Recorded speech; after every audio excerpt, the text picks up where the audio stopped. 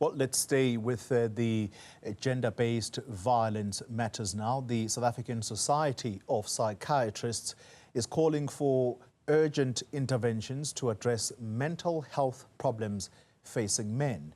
The group says this has exacerbated gender-based violence as the country marks 16 days of activism for no violence against women and children. We're joined now by the South African Society of Psychiatrists member, Dr. Wisani Makhomisane. Dr. Makhomisane, good evening to you, and thank you very much for your time. This is one of those, and you'll forgive me here if perhaps I'm too late with the program, but it's one of those rare moments where we change focus from the victim to the perpetrator. So important a conversation this. Talk to us about why the South African Society of Psychiatrists believes that men in South Africa are facing mental health problems that are worsening, it would seem, by the day. Good evening, Koli and the viewers, and thank you for having me. We have been trying to treat, but I think it is time where we go back to say, how do we prevent? Yes, we will continue to treat whoever is not well now, but it's even important for us to go back to say, how do we prevent our young boys to end up being perpetrators?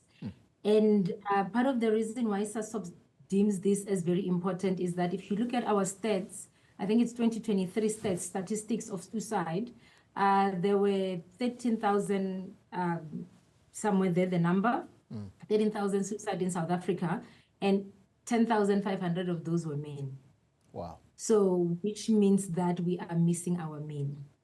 And part of the reason why we are missing our, I'm going to say men, but I include boys, part of the reason why we are missing our men and our boys is that depression or mental health symptoms do not tend to present in the classical way.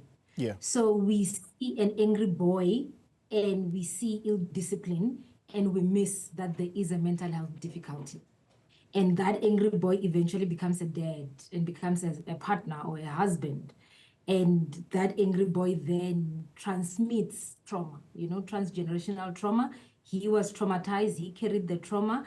He was not allowed to be sensitive because unfortunately our community has the whole boys are supposed to be rough and, they're supposed to play sports. And, if a boy says, I like music or I like drama or I want to sit and talk as opposed to run around, he then is seen as a sissy. Let alone if a boy comes to say, well, I am sad. I don't know what is going on. I am sad. So we need to go back to the grassroots, so to say where are our boys and how do we save our boys from becoming perpetrators. There's another perspective, but I think it's closely aligned to what you have just explained, Dr. Makhomisane.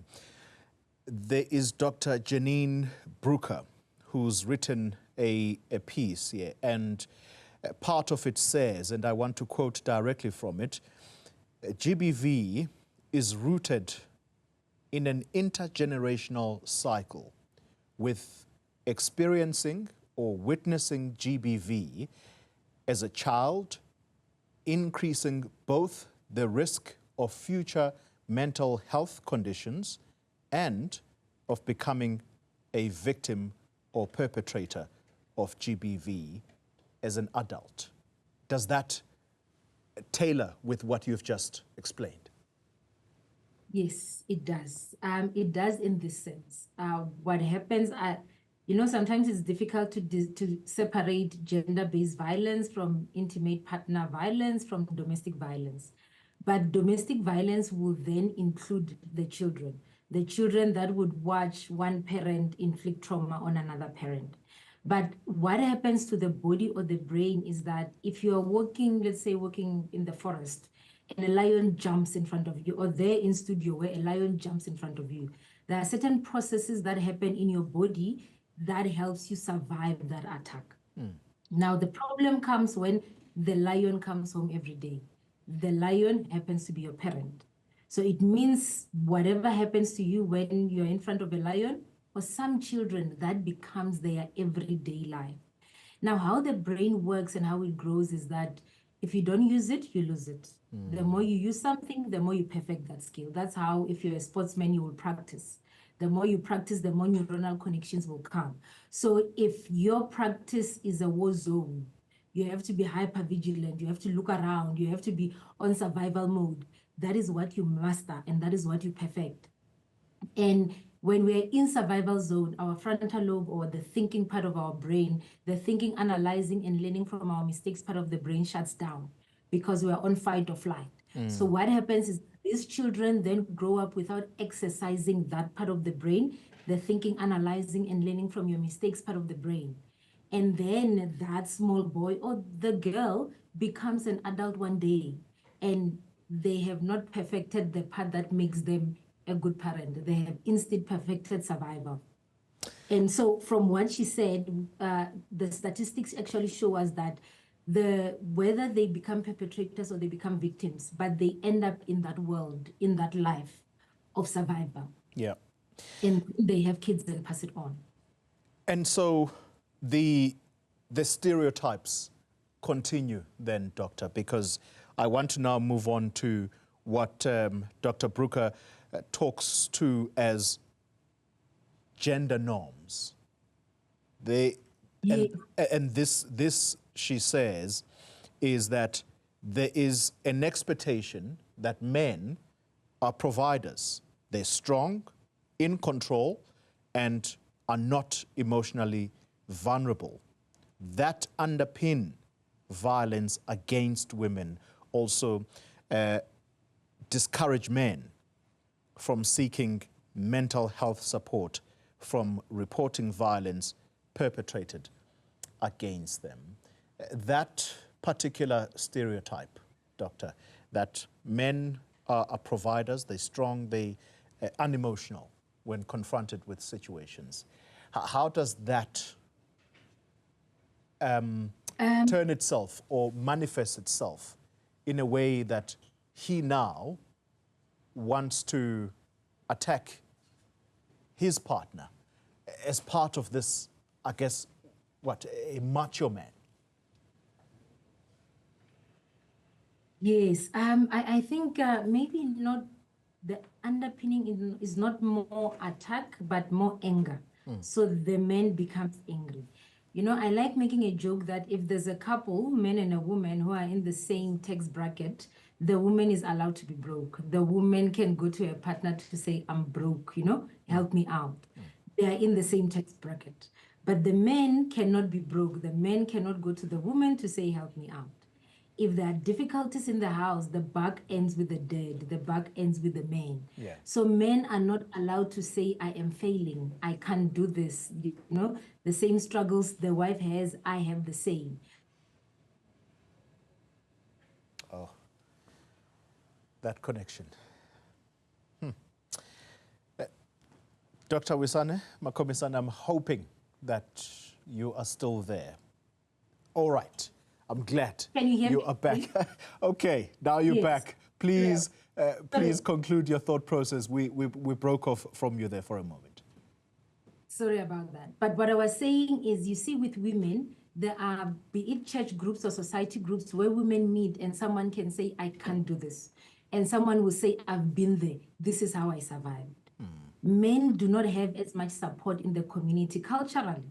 They do not have as much support. Men cannot go to another man to say, I can't do this, because then you're seen as a sissy, you're not strong enough. Yeah. So our men are suffering in silence. And that is where the anger, the bitterness comes from. But also, depression in men does not come with a sad mood. It comes with anger and overworking and a whole lot of other symptoms. So we miss them, and they then go and take out that anger at home where they're most comfortable. Help me understand this, Dr. Makhomisane. Is there something that could help men at some point to create groups among themselves where they can talk about these things? Because what you have just expressed is actually something that I hear quite often, that men generally do not open up about their problems, whether it be to other men, because you're going to be seen as weak, and men are not, most certainly not going to open up to a woman and say, I'm facing tough problems at home. Help me talk about this. There's also the element of not wanting to seek professional medical help. In other words, going and seeing a psychiatrist. Do you find that that is part and parcel of the problem? And how can these be overcome? Yes, thank you for that. I think there's still a lot of stigma in our communities, and this is different races. When someone says psychiatrist, someone's brain freezes because it is seen as if you are saying, I am crazy. So generally, it's not just men. Generally, people avoid the psychologist or the psychiatrist office. But I think to answer your question, it is the reason why SASOP is going back to the grassroots, is going back to the little boy. We have to say to the little boy, under the skin, you are a person, you are a human being with feelings, emotions, and they should be valid. So we need to say to our little boys that if you're sad, you are sad. And we need to be able to receive that sadness and allow them to talk. That does not mean we are throwing away the adult men. If you look around, there are a lot of men-funded groups that are coming up to try and say to the men, hello, you can come out, you can say you are not well, you can ask for help. Yeah. You know, when we say for every woman in South Africa who dies by suicide, there are 4 men that would have died by suicide. What we don't talk about is the ones that attempted but woke up. You know, we need those men to come out and say, and the more known, well-known celebrities, you know, famous people, the more they come out and say, I am here, I am Koli, I am a man, I am successful, but I had mental health challenges. The easier it is for a man who is living somewhere in the rural areas. But we need to go back to say to them, you are human, you are flesh, you are blood. Yeah. Anything a woman goes through, their emotions, you can go through that. And you need to allow yourself to be able to open up and vent. If they can't speak to their wives and they can't speak to their sisters or their mothers, and for some reason can't speak to their fathers, let them come to our offices. Psychologists, psychiatrists are there. It's a safe enough space for you to be able to break down and take off your gender at the door and just become a human being with difficulties. Dr. Wisani Makhomisane, on that beautiful note, that's where we're going to leave the conversation. Thank you very much for your time.